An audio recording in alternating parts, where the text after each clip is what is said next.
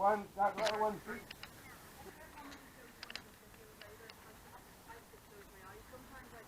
What video? Him climbing trees with a chainsaw. I like climbing. What age are you now? I'm 11. 11. I was maybe. Can you see this? I was maybe a year older than you. Yeah, you can. I was maybe a year older than you whenever I first saw someone climb a tree with a chainsaw, and I was like, wow, I have to do that for the rest of my life. That looks like so much fun. This guy was having the time of his life. Why don't you climb trees without I do. I teach people how to climb. And I go looking for Smile bats for the and camera. wildlife, and I keep an eye on trees. Such a cool camera. Smile for the camera. Don't cut the tree down. Oh, I'm removing the. no, it needs, yeah. No, it does not. It's a tree. You know, originally it was supposed to be. It was supposed to be a willow wire boar, was it? Yeah, and it didn't really work out. So Are you actually going to cut the whole thing down? I'm going to cut these two branches, a couple of branches that are coming way out Hi. this way, that are overweighted and that are about to fail at the union down there. Okay. And he knows where to cut them, you see. Do you know that trees have got reaction zones and boundary zones, and if you prune them back properly, it helps them heal up their wounds.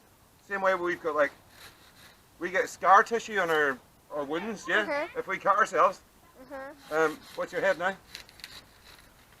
Trees have got little reaction zones and boundary zones inside them, and if you understand the biology of the plant, you can work with it easier, eh? Do you think they communicate with each other? Yeah, they absolutely do communicate with each other, and I also believe that trees are conscious. Not by maybe your definition of the word conscious, but by my definition of the word conscious. So if they're aware and they can react to their environment, which is what they do, and they do definitely communicate with each other through releasing of hormones and through mycelium in the ground. Yeah, no, but I saw a video and it was fascinating how they all communicate underneath the ground. Right, we're Trees can going tell to each leave other this whenever guy there's now. predators around. Different birds that might really go for all their fruits and berries. And there's a tree. This is the century garden. And then this is the poly tunnel. And we have been growing, well, these are courgettes in this bed. These are tomatoes up to here. Then this is carrots. This is a watermelon. Then this is tomatoes up to here. Hey, I've already done that. Oopsie, who cares? These are purple sprouts. Kind of like double yolks in an egg. Yeah, you can. There's all sorts of quirks of nature out there. Yeah, it could be that too. Absolutely. You're bang on. Well done.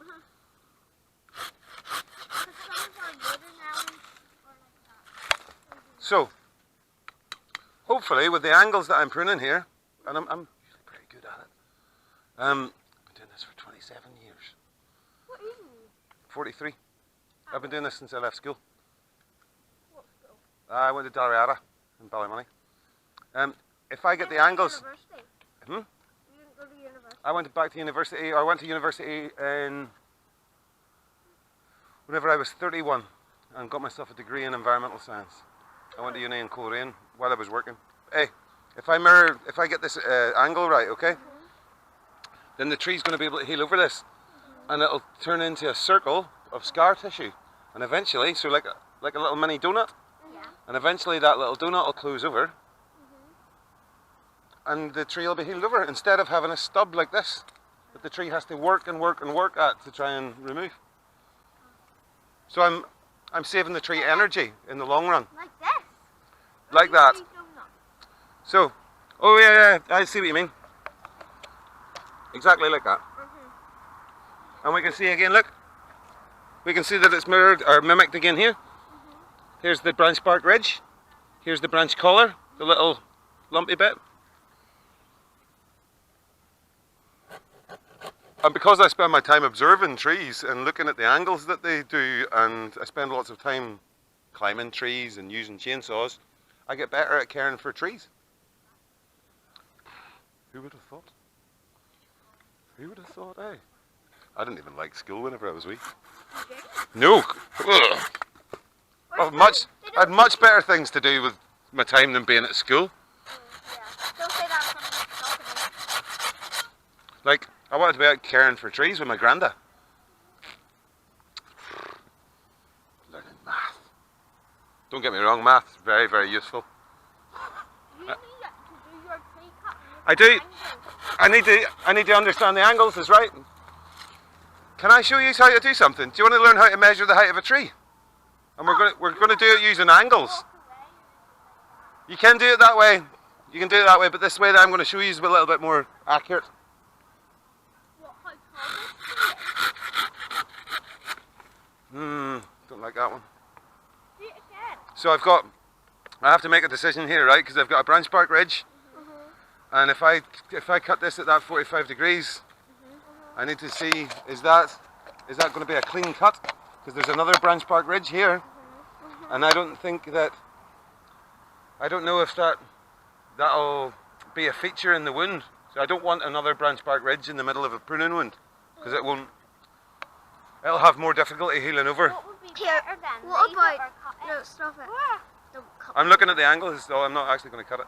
What about if you cut that one off first and then you cut that one? But this is what I'm gauging now. I'm probably just going to do this, Is that it? and that's it done. In tree bark. Because I eat an awful lot of tree bark in my days. You eat it like... I don't mean to. Yeah, you just... Yeah. And you can be careful with it with a saw. Do you know? You just cut that bit there. Be all right. This is the. So here's a little minefield of information, or like a little sponge for information. This is the papery outer bark of birch, and then on the way in, and look, you can see here. Can we? You look, this one. Come round. Here we can see the outer bark, Yeah. and then we've got the corky inner bark. Yeah. And do you know where the tree's veins are? It has veins? Yeah. All those lines.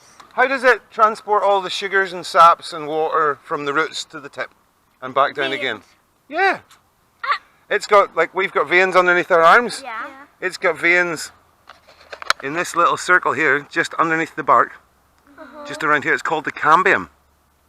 Okay? Does it have nerves? But it has Trees don't feel the same way as we feel, do you know? But when you cut it, does it actually feel that you're I don't know. cutting it? I've never talked to trees in that detail. Oh. We have talked to them, they haven't replied. Yeah, exactly. Well, I don't know if they haven't replied. You just didn't... I just maybe didn't understand what they were saying, you know? I'm going to put this... Just because I don't understand tree language doesn't mean they don't have one. That'd be crazy to think that. Are you going to do the willow? I'm going to leave the willow alone. Yeah, that would be crazy. I'm going to leave the willow alone. I had a little play at the ruin. There's just a few little twigs, or a few little things. What were you saying, darling? I didn't hear you. It would be crazy to think that you're not crazy. Oh, absolutely. The only people that are really, really crazy are the ones that don't believe they're crazy. You believe that you're crazy? Absolutely. I know that I'm crazy. What? Now look. Oh, that looks like it's dead. So I'm not even going to cut that one. If it can break off itself, it's better. Somebody has tied this metal thing What? round the tree. Look. That looks bad. Yeah, the tree's had to grow round it, hasn't it? Metal thing. How you learn? Can you cut that off? No, I'm going to leave it. The tree will heal over it. I'm just going to remove the dead wood without cutting into the live wood. Why is it dead? Why is it dead? Because, It look, died. come and see. Come and see, children. I'll try not to stab you with my blade. Look, Yes, so it's compartmentalised itself to here, and this is the collar. Now I'm deliberately not cutting that further in, because I'm going to let the tree deal with that itself, because it's big enough. What about this bit? I'm going to try and kick that off next. Kick it. Yeah! There we go. Oh, look, it's green. And then, where's the next bit I saw? I saw another bit of deadwood. Here, there's one here. Show me. Move your hand. No, yeah, that's it. Here we go. There's one kind of there. That'll do lovely, won't it? Nah, it'll be alright. It's tiny. Ash trees. So this is an ash, or in Latin, Fraxinus excelsior. I don't know everything about trees already, you know? There's so much to learn. Now, I need a rake. Whoa, let's look inside this bush. Are you German? What? But it's normally Germans and Dutch people who have dreadlocks. Yeah. It would be more common in Holland and Germany. You think I'm a hippie? We didn't go all the way there, but we met lots of people from there. Let's look in the bug hotel. Woo! Do you see any bugs? I can't see any bugs yet. They're probably all in the back. Oh well.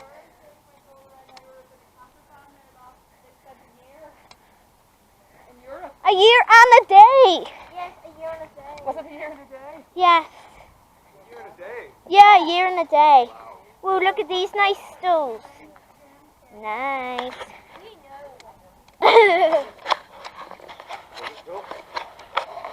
Yeah. Oh, nice apples. Can't wait to eat those. Can you see the apples? Or not being so glad. These guys are talking about mummy stuff. What mummy stuff do you talk about?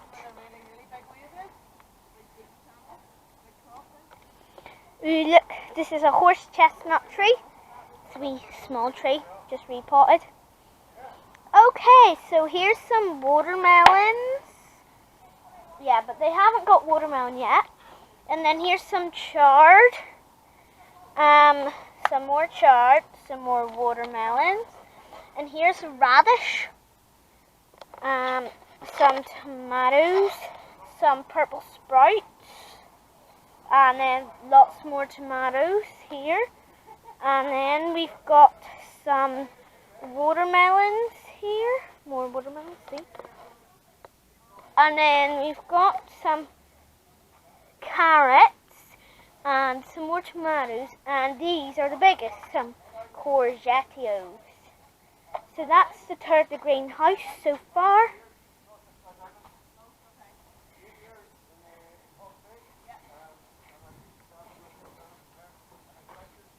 Very good. Yeah, very, very. No, we're far. We get everything in the day, eh? Oh, rosemary. Look. Are you looking to take these children away?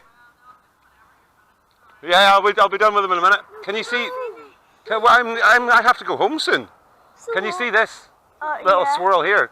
It's called a witch's broom. Swirl.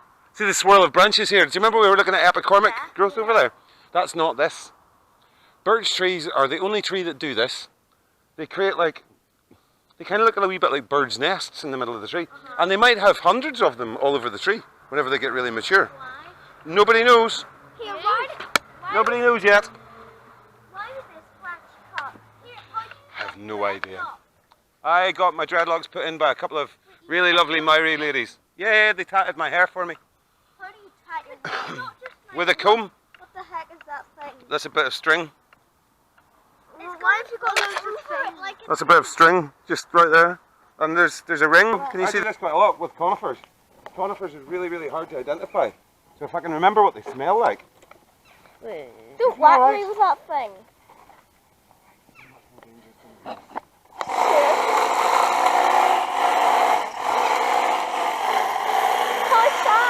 What if there's birds in there? Well, they'll be gone now. Oh, it smells gorgeous.